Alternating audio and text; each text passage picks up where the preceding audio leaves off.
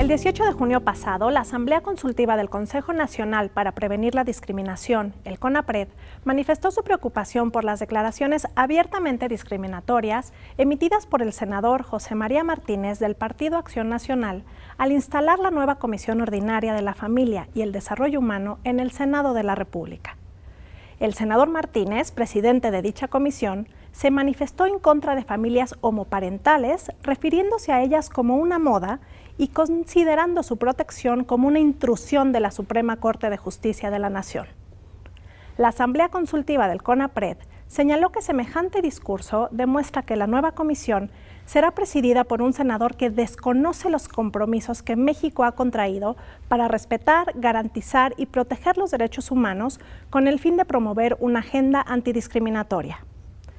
Dicho órgano consultivo también denunció que es inaceptable que haya en el Senado de una república laica quienes trabajen para discriminar, impulsar una postura religiosa particular y pretender pasar por moda aquello que es obligación del Estado. Estamos nuevamente en República Laica, en esta ocasión hablando sobre el tema de derechos humanos y laicidad, y parecería obvio, pero vamos a regresar a platicar sobre qué son los derechos humanos, de manera muy breve para poder iniciar entonces sí una discusión sobre su relación con el Estado laico. Miguel, dinos cuál es tu idea de qué son estos derechos humanos de los que todo el mundo habla, pero que a veces nos cuesta trabajo definir. Bueno, los derechos humanos representan la protección de nuestros intereses más importantes, de nuestros intereses más vitales como personas. Son aquellos derechos que nos permiten realizar nuestro propio plan de vida, que nos identifican como personas, que nos identifican como portadores de ese gran principio ilustrado que es la dignidad humana, y que nos permiten desarrollarnos en diversos ámbitos. Son derechos que impiden que se nos discriminen, que se nos torture, que haya esclavitud en un determinado país. Son aquellos derechos que permiten que haya tribunales para protegernos de posibles actos arbitrarios, ya sea de otros particulares o de las autoridades. Derechos que nos permiten creer o no creer, y si creemos, en qué creemos y cómo manifestamos ese credo. Ustedes lo han estudiado muy bien. ¿Y cuándo nacieron, digamos? Porque parecería que son recientes o son antiguos o son recientes solo jurídicamente. Susana, no sé. Pues prácticamente tal y como los conocemos hoy en día los derechos humanos, en mi opinión, pues surgen en el siglo XVIII, ¿no? Con las declaraciones norteamericanas y con la Declaración Francesa de los Derechos del Hombre y del Ciudadano, porque es ahí donde se plasma un catálogo.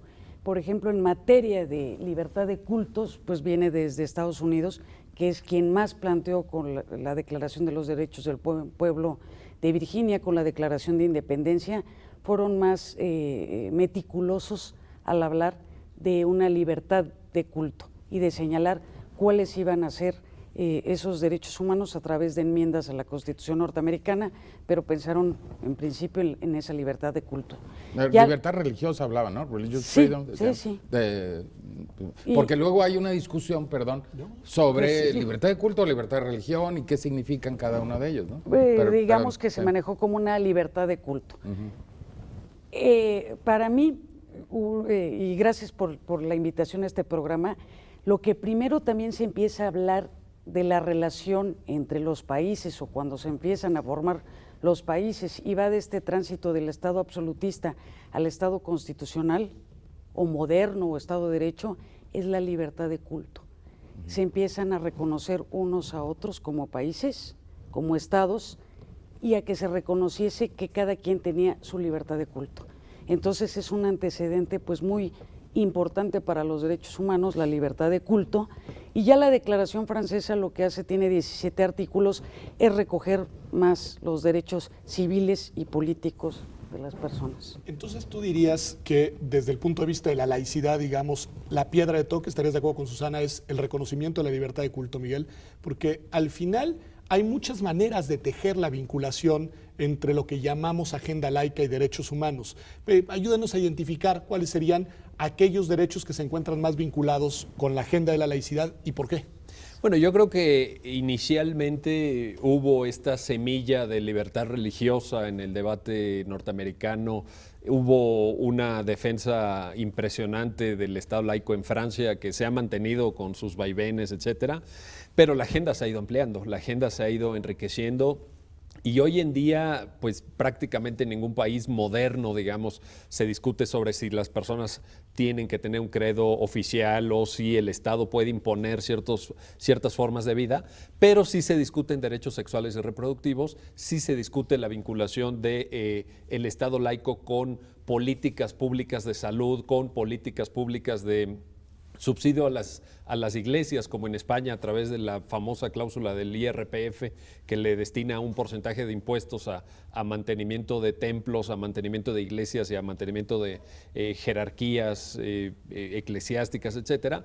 De tal suerte que efectivamente hoy la agenda es mucho, mucho más rica, y creo que en ese sentido la laicidad es una especie de fundamento, una especie de pivote para pensar en la modernidad de nuestras sociedades, para pensar en cómo expandimos las libertades y cómo también la laicidad nos alerta del permanente riesgo de vulneración de nuestros derechos. Es decir, no es que los derechos se hayan ganado de una vez y para siempre, sino que hay que estar permanentemente alertas porque en términos de la defensa del Estado laico hay amenazas de las cuales tenemos que advertirnos y, en su caso, procurar siempre el respeto a los derechos humanos. Pero al mismo tiempo, tú mencionaste, Miguel, que prácticamente es un derecho que se respeta en todo el mundo, sin embargo... No, en el mundo moderno. En el mundo moderno, sí. Digamos, en la parte ilustrada. Así es. Y sin embargo, uno hace un repaso de cómo está el mundo actualmente y uno ve que hay países muy autoritarios como China que no dejan todas las libertades religiosas a sus ciudadanos. Incluso se involucran en la organización interna de alguna de ellas. Vemos países como Arabia Saudita donde no hay libertad religiosa. Me refería al hemisferio occidental. Por eso quería yo hacer la puntualización. Por eso decía en el mundo ilustrado, digamos, en donde ha llegado la modernidad. Ok, y sin embargo, bueno, hay lugares como, insisto, como China o como Irán, que son países modernos en cierto sentido, pero que por otro lado no necesariamente respetan estos derechos que históricamente surgieron en el mundo occidental, ¿no? Entonces, y por lo que recuerdo, y por eso quiero hacer esta pregunta, ellos reivindican en el concierto internacional tener una visión propia de los derechos humanos. Por ejemplo, el mundo islámico dice, no, los derechos humanos del mundo occidental no son nuestros derechos humanos. No sé cómo conciliar esto y qué capacidad tiene el Estado laico de ser un modelo fuera del mundo occidental, ¿no? En términos del respeto a los derechos humanos, ¿no?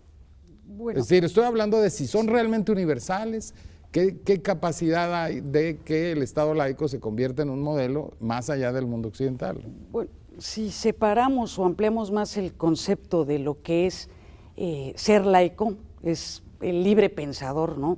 El que no tiene toda la verdad, el catálogo de derechos que pueden estar relacionados y que también es un derecho, la laicidad, un principio, nos encontramos con que está la libertad de expresión, la libertad de convicciones éticas, el derecho de reunión y de asociación. Entonces se van ampliando más en ese sentido, pues como lo menciona Miguel, el catálogo es más amplio, ¿no?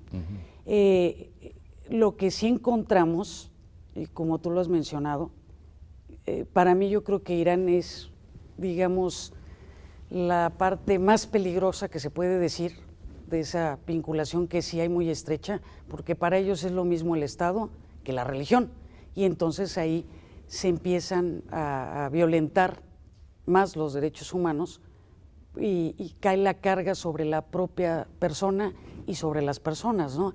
Aquí el elemento fundamental para que la laicidad como un plan de vida de cada persona siga avanzando es considerar a la persona en sí. La laicidad también surge y evoluciona a raíz de tener una sociedad civil con conocimientos. Entonces es el elemento fundamental, la sociedad civil. La sociedad civil que es la que va marcando un catálogo más amplio de derechos. Porque eso es un poco lo que me preguntaba y te pregunto, Miguel, ¿por dónde arrancar? Porque está muy bien la reflexión y la discusión, es decir, claro, uno puede hacer una generalización y decir, en el mundo moderno al que ha llegado esta agenda, bueno, la vinculación laicidad-derechos pareciera consolidada o pareciera al menos, digamos, presente y firme. Dice Roberto, bueno, pero hay lugares del mundo en los cuales esto no existe. Y nos dice Susana, bueno, y es muy importante ver el papel que juega la sociedad en la construcción de esta agenda. Yo lo que te preguntaría es, ¿por dónde empezar? Es decir, si quieres llevar los derechos humanos y la laicidad a realidades en las que no existe, ¿cuál es, digamos, la llave de entrada? Bueno, yo creo que hay que defender ciertos principios básicos que yo resumiría en alguna idea que en algún texto Luigi Ferrajoli ha manejado de forma extraordinariamente clara, que es esta relación entre derecho y dolor. Por ejemplo, alguien podría reivindicar, es que aquí nos organizamos nosotros como queremos y no le reconocemos derechos de sufragio a las mujeres, por ejemplo.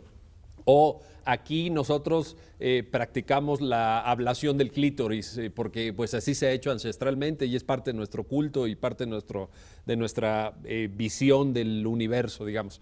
Bueno, pues eso no lo puedes hacer y esa ética objetiva hay que reivindicarla desde el fundamento del dolor, que es algo que todos nosotros como seres humanos sentimos, que todos reflejamos, y en ese sentido no podemos causar dolor al otro, no podemos violentar el cuerpo del otro, no podemos entrar en el imaginario de las personas o imponerle ciertas ideas, y ese es el pivote, creo yo, fundamental con el que hay que arrancar, porque eso es objetivo. Es decir, yo podría, digamos, entrar en una discusión sobre si nuestro modelo de sistema político presidencialista en México, parlamentario en Europa es mejor o peor, y si a los chinos les conviene o si a los iraníes les conviene convocar elecciones cada 3 años o generar candidaturas independientes. Bueno, eso es discutible, eso está en el ámbito de lo discutible, pero lo que no es discutible, creo yo, y hay que ponerlo con todas sus letras, es que no le puedes cortar el clítoris a nadie o que no puedes imponer que la ley religiosa sea el código penal o cuestiones de esa naturaleza. Yo creo que esa es la frontera, que ahí sí tiene que ser universal y hay que irla trabajando, hay que irla imponiendo. Pero déjenme, Rosana. Sí, quiero intervenir Susana, también. sí. Como modelo universal lo tenemos muy claro y ya ha avanzado mucho.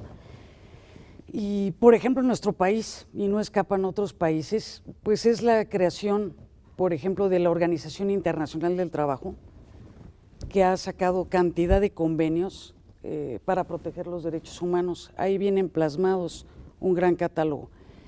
Pero también quien ha hecho grandes esfuerzos es la comunidad internacional a través de la Declaración Universal de Derechos, que es quien trae ese catálogo y después se recoge a través de tratados internacionales. Entonces, también coincido con Miguel que hay ciertos principios o derechos que no deben de ser violentados y sí, sobre todo son los que nos puedan causar como dolor o que limiten nuestras necesidades básicas.